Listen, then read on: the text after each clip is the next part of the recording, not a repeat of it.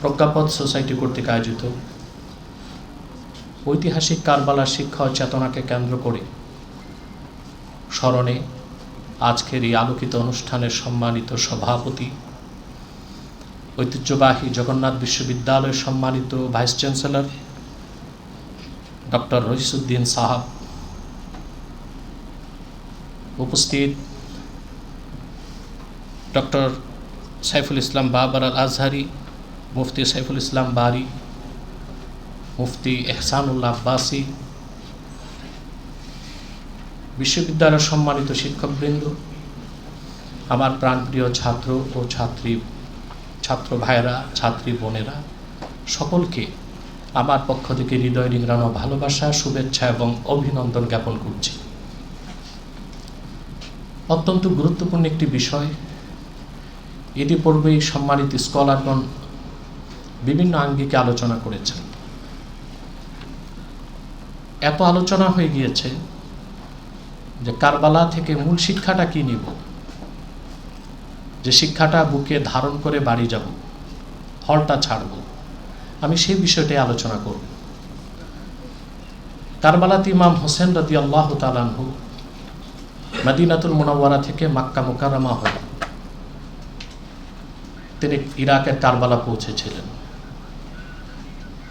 হাফিজ ইবনে কাসির রাহমাতুল্লাহর মতে এজিদের স্বৈরাচারী শাসন ব্যবস্থার বিপক্ষে,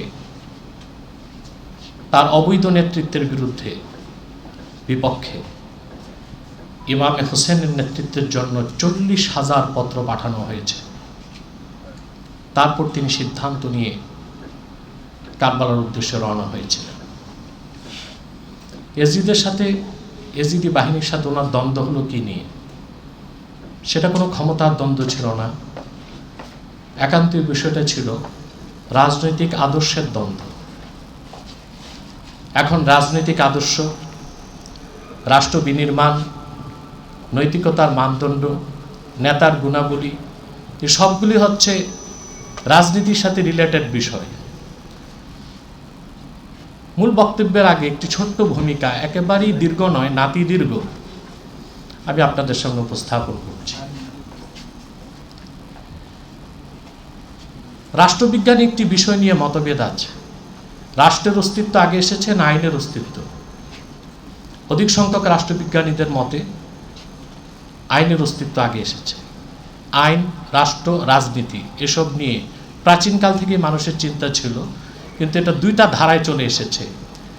একটি ওহির এলম থেকে উৎসারিত, আর একটা হচ্ছে মন মস্তিষ্ক প্রসূত চিন্তা থেকে। আমরা যদি রাজনীতি, রাষ্ট্র ব্যবস্থা, রাষ্ট্র দর্শন নিয়ে কথা বলি, সক্রেটিসের নাম আসে। তার একটি বিখ্যাত উক্তি আমরা জানি, নো তাই সেলফ, নিজেকে চেনো। এই কথাটির উপর গ্রিক দর্শন গড়ে উঠেছে। গোটা দর্শনের 3000 বছরের ইতিহাস পর্যালোচনা করলে দেখা যায় এটির সবচেয়ে অথেন্টিক বক্তব্য দর্শনের। কথাটি সক্রেটিস কিভাবে পেয়েছে আমি চিন্তা করেছি। তিনি তো পৌত্তলিক ছিলেন। আমি গবেষণা করে দেখেছি সময়টা ছিল হযরতে দানিয়াল আলাইহিস সালামের। নেবুচাঁদ যখন বাইতুল মুকাদ্দাসে হামলা করেছিল, লক্ষ লক্ষ ইহুদিকে হত্যা করেছিল, তখন দানিয়াল আলাইহিস সালামের কিছু অনুসারী যারা তাওরাতে শিক্ষাকে লালন করত, তারা চলে গিয়েছিল গ্রিসে। সেখানে যে তারা এই বক্তব্যটি প্রচার করেছে যে আত্মপরিচয়কে জানতে হবে। ডেলফি মন্দিরে কথাটি লেখা ছিল। সক্রেটিস সেখান থেকে বক্তব্যটি নিয়েছে, নিজেকে চেনো। কিন্তু সেই কথার সাথে ওহির জ্ঞান ছিল না, সেজন্য মানুষ নিজেকে এক একভাবে চিনেছে। চিনতে চিনতে সক্রেটিসের উত্তরসূরি ব্রিটিশ বিজ্ঞানী চার্লস ডারউইন নিজেকে চিনল বানরের বংশধর হিসেবে। এটা আপনারা জানেন। তার থিওরি অফ এভলিউশন, যেখানে সে বলেছে বিবর্তনবাদের মাধ্যমে বানর থেকে, শিম্পাঞ্জি থেকে, ওরাং ওটাং থেকে মানুষ এসেছে। সক্রেটিস বলে গেছে নিজেকে চিনো, ডারউইন চিনেছে বানর হিসেবে। কারণ সক্রেটিসের ওই কথার সাথে ওহির এল ছিল না। যদিও বা পৃথিবীর সমস্ত বিজ্ঞানীগণ একমত, যারা সত্যিকার অর্থে বিজ্ঞানী, the theory of evolution is not scientific fact but hypothesis of Charles Darwin. এটা ডারউইনের একটি মতবাদ। আমি বললাম যে কথা, এই যে আত্মপরিচয় মানুষ নিজেকে চিনবে, এই চিনার জন্য ওহির এলমের কোনো বিকল্প নাই। সঠিকভাবে মানুষ যখন নিজেকে চিনতে পারবে তখন সে সুন্দর সমাজ এবং রাষ্ট্র গঠন করতে পারবে। আর যখন সে নিজেকে চিনবে যে সে পশু বা ইতর প্রাণী, তখন তার সমাজ ও রাষ্ট্রের মূল হবে যান্ত্রিক জীবন, রোবোটিক জীবন। সেখানে আধ্যাত্মিকতা থাকবে না, মানসিক শান্তি থাকবে না, আইনের শাসন থাকবে না। পৃথিবীতে এখন কোথায় আইনের শাসন আছে? ওয়েলফেয়ার স্টেট যারা বলছে, আমেরিকা, ইউরোপ, সেখানে শ্বেতাঙ্গরা কৃষ্ণাঙ্গদের উপর অত্যাচার করছে, সেখানে মুসলিমদের উপর নিপীড়ন হচ্ছে। আসলে কোরআন ও সুন্নাহের শিক্ষার বাইরে যে আইনের শাসন কখনো কল্পনাই করা যায় না। আমি কোরআন শরীফ থেকে যে আয়াত পড়েছি, আল্লাহ বলেছেন, ইন্না আরাদনাল আমানাতা আলাস সামাওয়াতি ওয়াল আরদি ওয়াল জিবাল, আমি আমার আমানতকে তুলে ধরেছি আকাশ, জমিন এবং পর্বতমালার সামনে। ফাআবাইনা আন ইয়াহমিলনাহা ওয়া আশফাকনা মিনহা ওয়া হামালাহাল ইনসান। আকাশ, জমিন, পর্বতমালা আমার পক্ষ থেকে আমানত গ্রহণে বিনয়ের সাথে অপারগতা স্বীকার করল, তারা ভীত সন্ত্রস্ত হলো, সেই আমানতকে গ্রহণ করলো মানুষ।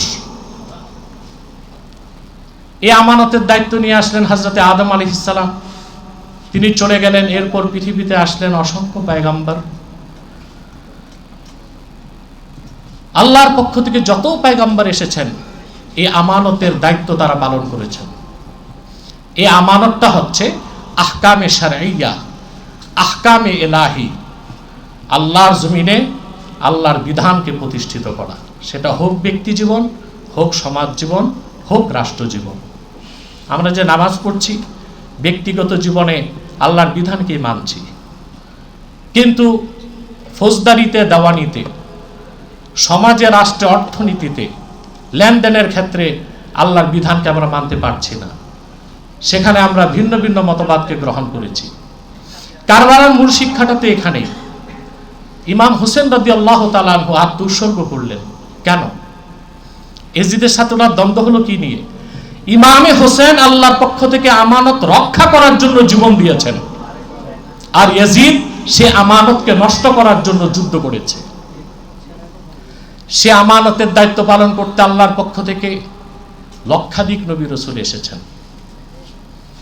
মুসলিম শরীফের হাদিস, রাসূলুল্লাহ সাল্লাল্লাহু আলাইহি ওয়াসাল্লাম ইরশাদ করেছেন, কানা বানু ইসরাঈল তাসুসুহুমুল আম্বিয়া কুল্লামা হালাকা নাবিয়্যুন খালাফাহু নবী ফাইন্নাহু লা নাবিয়্যা বা'দি ফাসায়াকুনু খুলাফাউ ফায়াকসুরুন।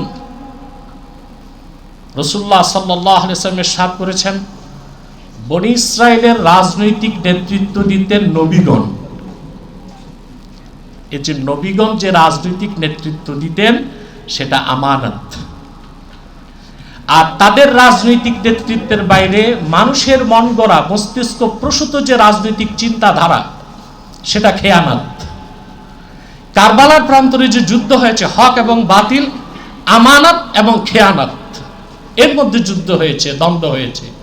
আমানত রক্ষার নেতৃত্ব দিয়েছেন ইমামে হোসেন রাদিয়াল্লাহু তাআলা আনহু, আর খেয়ানতের পক্ষে নেতৃত্ব দিয়েছে কুখ্যাত ইয়াজিদ ও তার অনুসারী বর্গ। এখন আমরা মুসলিম হিসেবে ইমাম হোসেনের উত্তরসূরি দাবিদার যারা, আমরা কি ব্যক্তি জীবন, সমাজ জীবন, রাষ্ট্র জীবনে আল্লাহর পক্ষ থেকে সে আমানতকে কি আদৌ রক্ষা করতে পেরেছি? আমার তো মনে হয় না। আমাদের ব্যবসা, আমাদের লেনদেন, আমাদের ফৌজদারি, আমাদের দেওয়ানি, আমাদের আইন ও কানুন, আমাদের শাসন ব্যবস্থা, কোথাও তো সে আমানতের কোনো চিহ্ন নেই। ব্যক্তি জীবনে আমরা আহকামে শরিয়া, কিছু দিনের বিধানকে মানছি, জীবনের একটা বিরাট বাকি অংশেই আমরা ইয়াজিদ ও তার উত্তরসূরিদের অনুসরণ করছি। জাতি হিসেবে এটা আমাদের সবচেয়ে বড় ব্যর্থতা ছাড়া আর কিছু হতে পারে না। রাসূলুল্লাহ সাল্লাল্লাহু আলাইহি ওয়াসাল্লাম ইরশাদ করেছেন, বনি ইসরাইলের রাজনৈতিক নেতৃত্ব দিতেন নবীগণ। একজন নবী চলে গেলে আরেকজন আসতেন। অবশ্য আমি মুহাম্মদ সাল্লাল্লাহু আলাইহি ওয়াসাল্লাম আল্লাহর শেষ নবী, আমার পরে কিয়ামত পর্যন্ত কোনো নবী আসবে না, রাসূল আসবে না, তবে আমার উম্মতের রাজনৈতিক নেতৃত্ব দিতে অসংখ্য খলিফা আসবেন, আর তাদের সংখ্যা হবে অনেক। আল্লাহ তাআলা তার দিনকে পরিপূর্ণ করেছেন মুহাম্মদ সাল্লাল্লাহু আলাইহি সাল্লামকে প্রেরণ করে। ১৫০০ বছর আগে সেই দিনকে মহাবিজয়ী করে দিয়েছেন। রাসূলুল্লাহ সাল্লাল্লাহু আলাইহি ওয়াসাল্লাম সেই দ্বীনের আমানতের দায়িত্ব রক্ষার দায়িত্ব দিয়ে গেলেন সাহাবায়ে কেরামকে। প্রথম খলিফা হিসেবে দায়িত্ব নিলেন আবু বকর সিদ্দিক রাদিয়াল্লাহু তাআলা, তারপরে হযরত ওমর, তারপরে হযরত উসমান, তারপরে হযরত আলী, তারপরে হযরতে হাসান। হযরত হাসানের সমর্থন নিয়ে হযরত মুয়াবিয়া, তারও খেলাফতের বৈধতা তিনি পেয়েছেন। পরবর্তীতে হযরত মুয়াবিয়ার ইন্তেকালের পর ৩৪ বছর বয়সে চরিত্রহীন লম্পট ইয়াজিদ জোর জবরদস্তি খেলাফতকে দখল করার চেষ্টা করেছে। আর তখনই ইমাম হোসেনের সাথে ওনার দ্বন্দ্বের সূত্রপাত হয়েছে। তাহলে কারবালার শিক্ষা থেকে দুটো জিনিস স্পষ্ট। একটা হচ্ছে আলা লাহুল খালকু ওয়াল আমর, জমিন যার, বিধান তার। এটা প্রতিষ্ঠার জন্য ইমাম হোসেন রাদিয়াল্লাহু তাআলা আনহু কারবালা গিয়েছেন, শাহাদাত বরণ করেছেন। দ্বিতীয় হচ্ছে জালেমের বিরুদ্ধে সোর্ড অফ জাস্টিস, ইনসাফের তরবারি সবসময় মুসলমানকে সমুন্নত রাখতে হবে। যদিও বা পশ্চিমা বিশ্ব জিহাদের নাম শুনলে তাদের চুলকানি হয়, সন্ত্রাসের গন্ধ খোঁজে, অথচ আমরা লক্ষ্য করলে দেখতে পাই পৃথিবীতে কোনো মারণাস্ত্র কোনো মুসলিম বিজ্ঞানী আবিষ্কার করেনি।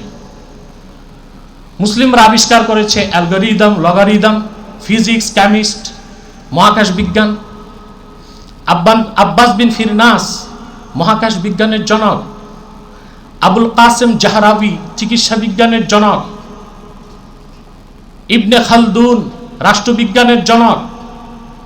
কোন একটি মাস ডিস্ট্রাকটিভ উইপন, প্রবল মারণাস্ত্র যা মানুষকে ধ্বংস করে, একটি জিনিসের আবিষ্কারও কোনো মুসলিম বিজ্ঞানীর হাতে হয়নি। মুসলমান যা দিয়েছে পৃথিবীকে, মানুষকে কল্যাণ দিয়েছে, সফলতা দিয়েছে, সমৃদ্ধি দিয়েছে, শৃঙ্খলা দিয়েছে, বিশ্বের মানুষকে উপকার ছাড়া মুসলিম বিজ্ঞানীগণ কিছুই দেয়নি। কিন্তু পৃথিবীতে পারমাণবিক অস্ত্র সহ যত মারণাস্ত্র সব অমুসলিমদের আবিষ্কার, অথচ তারাই চোরের মার বড় গলা। সেই হিসেবে মুসলিমদেরকে সন্ত্রাসী বলার চেষ্টা করে। সন্ত্রাস ও জিহাদ এক জিনিস নয়।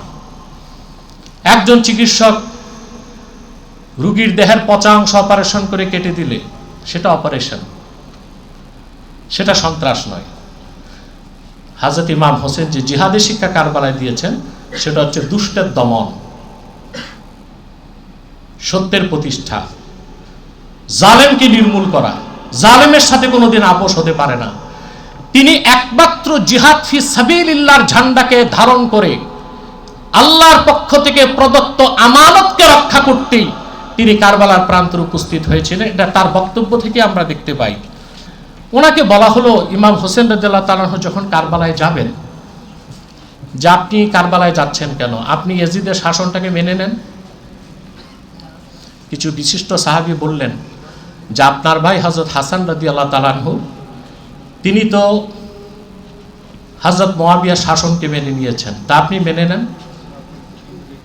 ইমাম হোসেন জবাব দিয়েছেন, ইন্নী লা আরজু আন ইউতি আল্লাহু আখি আলা নিয়্যাতি ফি হুব্বিহিল কাফফা। আমার ভাই যে অস্ত্র হাতে নেয়নি, অস্ত্রকে সংবরণ করেছেন, মুয়াবিয়ার শাসনকে মেনে নিয়েছেন, তার নিয়তের কারণে আল্লাহ তাকে সওয়াব দিবেন। ওয়া আইয়ুতিয়ানি আলা নিয়্যাতি ফি হুব্বি জিহাদ আয-যালিমিন। আর আমি পৃথিবীর কুখ্যাত জালেমদের বিরুদ্ধে মুসলিম জাহানকে জালেমদের শাসন থেকে রক্ষা করার জন্য জিহাদের পথে যাচ্ছি, আমার নিয়ত অনুপাতে আল্লাহ আমাকে পুরস্কার দান করবেন। তাহলে কারবালায় তিনি গিয়েছিলেন, সত্য মিথ্যার মধ্যে যে লড়াই ছিল, সত্যের পক্ষে ছিলেন হযরত ইমাম হোসেন। তিনি আমানতকে রক্ষা করেছেন। খেয়ানতের পক্ষ নিয়েছিল, জুলুমের পক্ষ নিয়েছিল ইয়াজিদ। আর সেই ইমাম হোসেন রাদিয়াল্লাহু তাআলা আনহুকে বিরুদ্ধে অস্ত্র ধারণ করেছিল উবাইদুল্লাহ বিন জিয়াদের নেতৃত্বে। ইমাম হোসেন রাদিয়াল্লাহু তাআলা আনহু কিরকম উত্তম চরিত্রের মানুষ ছিলেন, ছোট্ট একটা দৃষ্টান্ত দিচ্ছি। তিনি জিহাদের পথে গেলেন কেন, এইরকম কণ্টকাকীর্ণ পথ বেছে নিলেন কেন? সেটা একান্তই ছিল আল্লাহর পক্ষ থেকে আমানতকে রক্ষা করার জন্য। ইমাম হোসেন রাদিয়াল্লাহু তাআলা আনহু একদিন ওযু করছিলেন, লোহার পাত্রে পানি ছিল, খাদেমের ভুলে লোহার পাত্রটা ওনার মুখে লেগে দুটো দাঁত ওনার শহীদ হয়ে যায়, রক্ত ঝরছে। ইমাম নববী রওয়ায়াত করেছেন এই ঘটনা, ওনার মুখ মোবারক থেকে রক্ত ঝরছে। খাদেম ভয়তে অস্থির যে আজকে আমার উপর কি যেন তিনি বিচার করেন, তাজা দুটো দাঁত আমি ভেঙে ফেলেছি। খাদেম কোরআন শরীফের আয়াত পড়তে লাগলো, আল্লাযীনা ইউনফিকুনা ফিস সাররাই ওয়াদ দাররাই ওয়াল কাযিমিনাল গায়জ।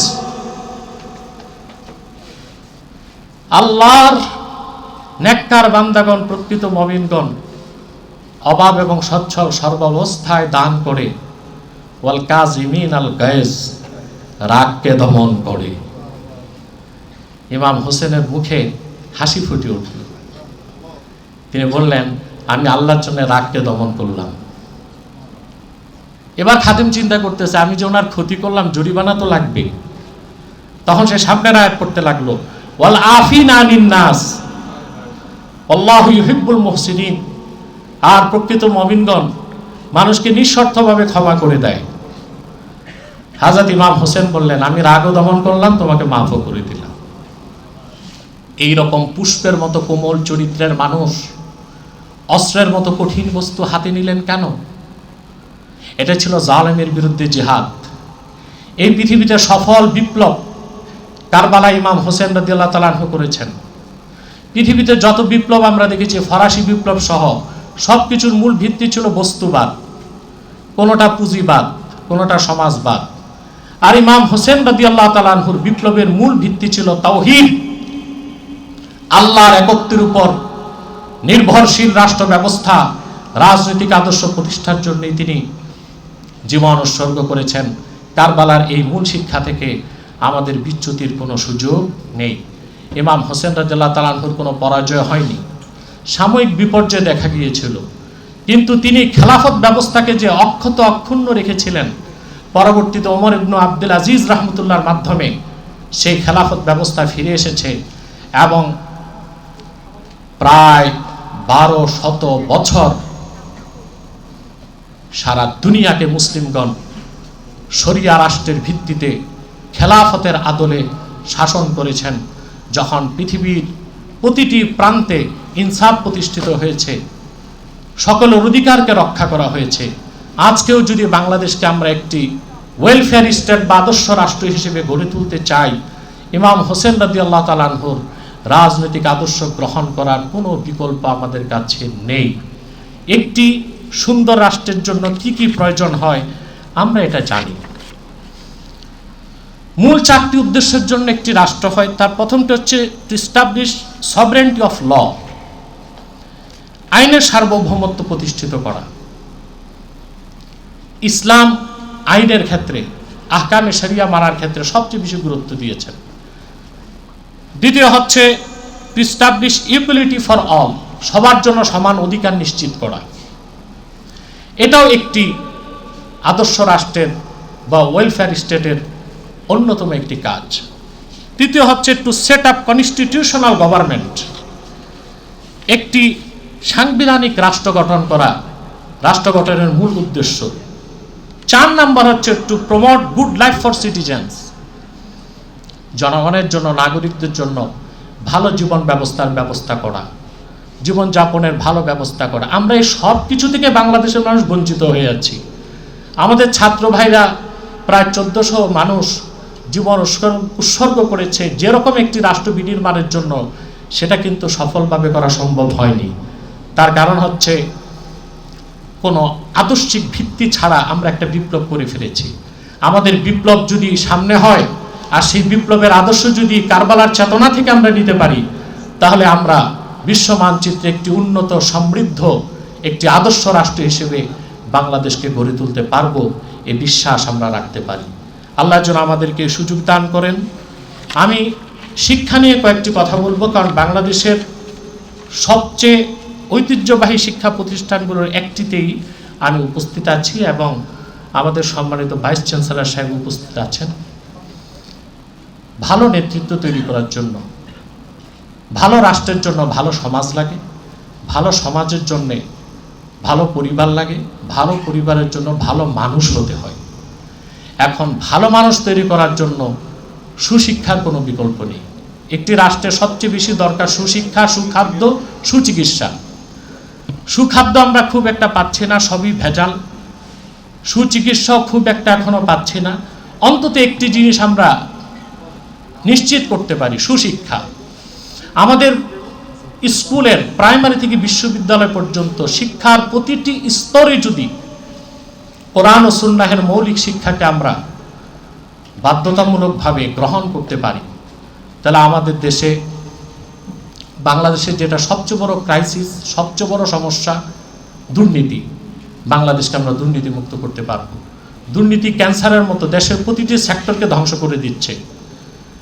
সুশিক্ষার বিকল্প কিছু নাই। যারা দুর্নীতি করছে তারা হায়ার এডুকেটেড, উচ্চশিক্ষিত, কিন্তু উন্নত চরিত্রের অধিকারী নয়। তারা উন্নত চরিত্রের অধিকারী, নৈতিকতার শিক্ষায় উত্তীর্ণ মানুষ তৈরি করার জন্যে কোরআন হাদিসের শিক্ষার কোনো বিকল্প নেই। এদিকটি আমরা দৃষ্টি রাখব। আর ছাত্র ভাইদের উদ্দেশ্যে আমার একটি নাসিহা থাকবে যে আপনারা তো এখানে পড়াশোনা করছেন, অন্তত প্রতিদিন কোরআন শরীফ থেকে কিছু তেলাওয়াত করার চেষ্টা করবেন অর্থ ব্যাখ্যার সাথে, এবং হাদিস শরীফও তেলাওয়াত করার চেষ্টা করবেন, যার মাধ্যমে আল্লাহ তাআলা আপনাদেরকে ইলমের নূর দিবেন এবং আপনাদের বিচ্যুতির কোনো সম্ভাবনা থাকবে না। আল্লাহ আমাদের সকলকে কবুল করুন, আল্লাহ আমাদের সকলকে মঞ্জুর করুন। একটি সুন্দর, সমৃদ্ধ, আলোকিত বাংলাদেশ আমরা যেন গড়ে তুলতে পারি, সেই প্রত্যাশা রেখেই আমি আমার বক্তব্য শেষ করছি। ওয়াখির দাওয়ানা আনিল হামদুলিল্লাহি রাব্বিল আলামিন। ওয়াসসালামু আলাইকুম ওয়া রাহমাতুল্লাহি তাআলা ওয়া বারাকাতুহু।